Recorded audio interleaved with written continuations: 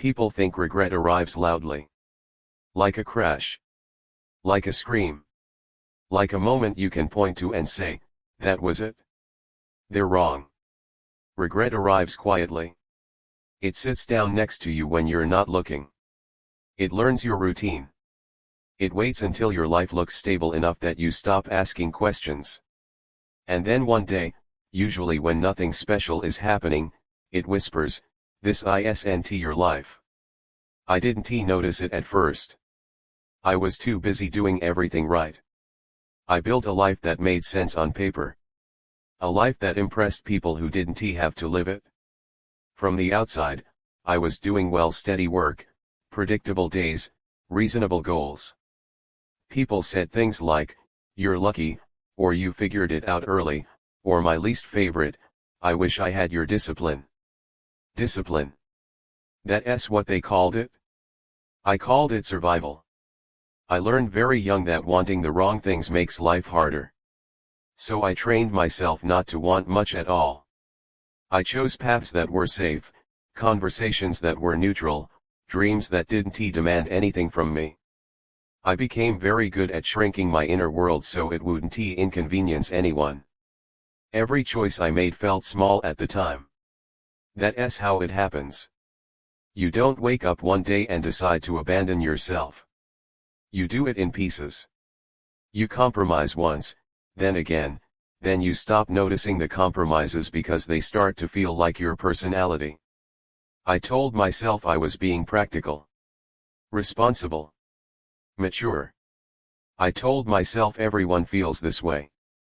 But late at night, when the noise of the day finally stopped, I would feel it, that faint pressure in my chest, like something unfinished knocking from the inside.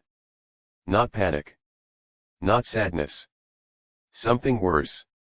A dull awareness that time was moving and I was not moving with it. I remember one evening in particular. Nothing dramatic.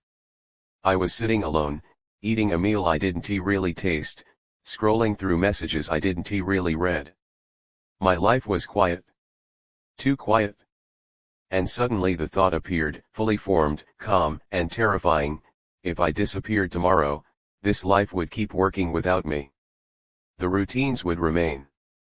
The systems would adapt. I was replaceable in every role I had accepted. That realization didn't make me angry. It made me empty. I tried to ignore it. I told myself this was adulthood. That meaning was something you outgrew. That longing was for people who hadn't learned how the world actually worked. I doubled down on being functional, efficient, predictable. And it worked for a while. But the problem with ignoring yourself is that you're still there. Watching. Keeping score. I started noticing how often I said maybe someday instead of now. How often I postponed things that made my pulse quicken. How often I chose comfort over truth. I wasn't unhappy in the obvious ways. I wasn't miserable. I wasn't desperate. I was numb in a very organized way. People around me began to settle into their lives too, but differently. They were tired, yes, but alive in their tiredness. They complained about stress, about risk, about mistakes, and I envied them. Because mistakes meant they had tried. My life had no sharp edges. No visible scars. No stories that required lowering your voice. That's when I understood something I wish I'd learned earlier: you can waste your life without ever ruining it. The real damage isn't always visible. The real damage is becoming a stranger to the person you could have been, while still being polite enough not to mention it. I started to feel like I was living someone else's idea of a good life. A template. A checklist.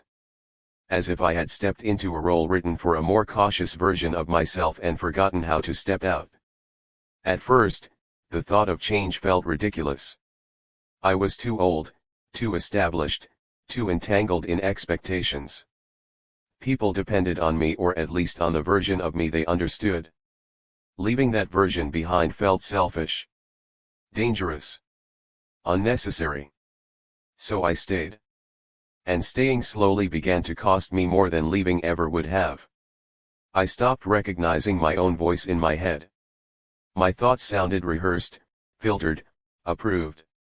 I would catch myself making decisions automatically, without checking whether they aligned with anything I actually believed. The scariest part wasn't the sadness. It was the absence of desire. When you stop wanting, you stop living forward. There was a moment quiet, unremarkable when I realized I couldn't remember the last time I felt genuinely curious about my own future. Not anxious. Not worried. Curious. That night, I didn't sleep. I lay there listening to my breathing, aware of how much time I had already spent waiting for permission that was never coming. No one was going to rescue me from this life. No one was going to hand me a better one. And for the first time, the question wasn't what if I fail, it was what if I succeed at this life, and still regret it. That question changed everything. After that night, nothing changed. And yet everything did. That's the lie people don't talk about. Realization doesn't immediately lead to action. Sometimes it just sits inside you, heavy and silent, making every ordinary moment harder to carry. I still woke up at the same time. Still answered messages. Still fulfilled obligations. But now there was a split inside me, the person performing the day, and the one watching it happen. I started noticing how often I felt absent while being present. Conversations passed through me without leaving a mark. Laughter sounded distant, like it was coming from another room. I responded correctly, at the right moments, with the right expressions, but none of it felt anchored to anything real. I wasn't depressed. That would have been easier to explain. I functioned too well to be worried about. That's the most dangerous place to be when nothing is wrong enough to justify stopping. People assume that breakdowns come from chaos. Mine came from order. The more structured my life became, the less room there was for truth. Everything had a place, a time, a reason. Except me. I had learned to translate my instincts into excuses. If something felt wrong, I told myself I was tired. If something felt empty, I blamed routine. If something felt unbearable, I reminded myself how much worse it could be. Gratitude became a cage. One afternoon, I caught my reflection in a window, not a mirror, just glass, and I didn't recognize the person looking back. Not in a dramatic way. More unsettling than that. I recognized them intellectually, but not emotionally. Like seeing an old acquaintance whose name you remember but whose presence no longer means anything. That was when the panic began. Quiet at first. Subtle. A tightening under the ribs. A restlessness I couldn't explain. I started waking up before my alarm, heart already racing, as if I was late for a life I wasn't living. I tried to fix it the way I fixed everything else, by optimizing. Better habits. More discipline. Less distraction. I told myself I needed structure, clarity, goals. But no amount of self-improvement could answer the question that was forming underneath all of it: who am I doing this for? I had built my life around being reliable, predictable, safe.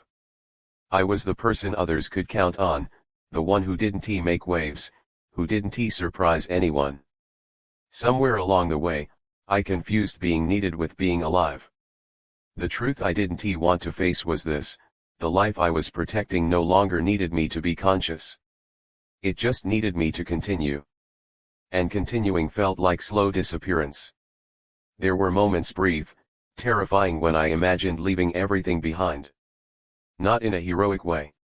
No grand speech. Just absence. A quiet withdrawal. The thought scared me, not because it felt wrong, but because it felt relieving. That's how I knew I was standing on a dangerous edge. I began to ask myself questions I had avoided for years. Not philosophical ones. Practical ones. Brutal ones. If no one was watching, how would I live if I stopped trying to be good? What would remain if I could start over without explaining myself? Would I? Every honest answer pointed in the same direction. away. But leaving isn't just about movement. It's about consequence. About the people you disappoint. The roles you abandon. The versions of yourself you invalidate. I wasn't afraid of failing. I was afraid of being seen as ungrateful, unstable, selfish. I had spent so long proving I was dependable that the idea of breaking that image felt like betrayal. Not just of others, but of the story I had told about myself. So I hesitated. Weeks passed. Then months. The awareness grew sharper, more painful. Every small decision felt heavier because now I could see the pattern. I wasn't choosing, I was defaulting. The panic attacks started without warning. Not dramatic. No hyperventilating. Just a sudden certainty that I was running out of time, sitting in a room, surrounded by everything I had built, and feeling like I was suffocating under the weight of my own compliance. One night, I finally admitted the truth out loud. Alone. Whispered. As if saying it too loudly would make it irreversible. I don't want this life. The words didn't feel rebellious. They felt factual. Like admitting a diagnosis you had been ignoring. That admission didn't bring relief. It brought responsibility. Once you acknowledge that you're choosing your own erasure, you can't unsee it. Every day you stay becomes an active decision. Every comfort becomes a cost. I understood then that my dilemma wasn't about courage.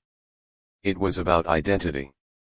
If I left, I would have to grieve not just the life I had, but the person everyone believed I was. I would become the villain in stories I wasn't allowed to narrate. And staying meant something worse, slowly disappearing while still being applauded. I stood between two losses, neither of which felt survivable. That's when the darkest thought appeared, the one I didn't tell anyone. Not because it was dramatic, but because it was calm. What if the only way to be honest, is to vanish, not die? Not destroy. Just step out of the frame so quietly that no one could ask why. The idea frightened me less than it should have. Because it didn't feel like escape. It felt like truth. I didn't leave all at once. That's another myth, that reinvention requires drama. A final argument. A slammed door. A goodbye that makes sense later. My leaving was quieter than that. Almost polite. I started by loosening my grip. I delayed responses. I stopped volunteering explanations. I allowed small absences to exist without filling them with excuses. At first, no one noticed. That was both a relief and a wound. The world doesn't collapse when you take one step back. It adjusts. I realized how much of my presence had been performative. How often I showed up not because I wanted to, but because I was expected to. When I began withdrawing, gently, carefully, the structure held. The machine kept running. And that confirmed what I had feared all along. I had been replaceable in every role except the one I had abandoned, myself. The actual decision came on an ordinary day. No thunder. No sign. Just exhaustion. The kind that sleep doesn't fix. I remember standing still and understanding, with absolute clarity, that if I stayed, I would spend the rest of my life narrating excuses for why I never lived it. That kind of regret doesn't scream. It corrodes. So I chose the smaller violence. I left without making a case for myself. Without asking to be understood. Without trying to soften the impact with philosophy or promises. I didn't disappear completely, that would have been another form of avoidance. I simply stopped living the life that required me to be someone I no longer was. People were confused. Some were hurt. Some were angry. A few tried to diagnose me, as if naming my decision would undo it. I let them. I didn't correct the stories they told about me. That was the price. Reinvention is lonely in ways no one warns you about. There was no immediate freedom. No joy montage. Just silence. Empty mornings. Evenings without structure. I had spent so long reacting that acting felt unnatural. I didn't know what I liked anymore.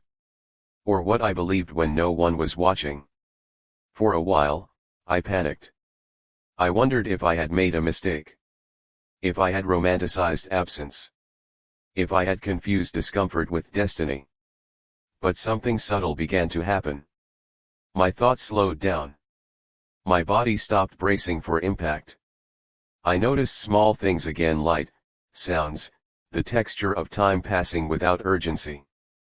I wasn't happier. But I was present. And presence, I learned, is a skill you have to relearn after years of self-abandonment. I stopped explaining myself to ghosts. I stopped rehearsing conversations that would never happen. I accepted that some people would always see me as the one who walked away, not the one who finally arrived. The strangest part was this: the life I had left behind didn't haunt me the way I expected. What haunted me was how close I had come to never leaving at all. I thought about the version of myself who almost stayed forever. Who would have aged into compliance. Who would have become an expert at disappointment disguised as stability. That version scared me more than loneliness ever could. Starting over didn't give me answers. It gave me responsibility. Every choice now mattered because it was mine. There was no script. No audience. No guaranteed approval. Some days were still heavy. Some nights were still quiet in uncomfortable ways. But the quiet was honest. I learned that meaning isn't found, it's built, slowly, imperfectly, in alignment with who you are willing to disappoint. If you're listening to this and feeling that familiar weight, the one you can't name because nothing is technically wrong, I want you to hear this: you don't have to destroy your life to save yourself. But you do have to stop betraying yourself in small ways every day. Regret doesn't come from choosing the wrong path. It comes from refusing to choose at all. I didn't vanish to escape my life. I vanished so I could finally enter it. And for the first time, the future doesn't feel safe. It feels real. And that is enough.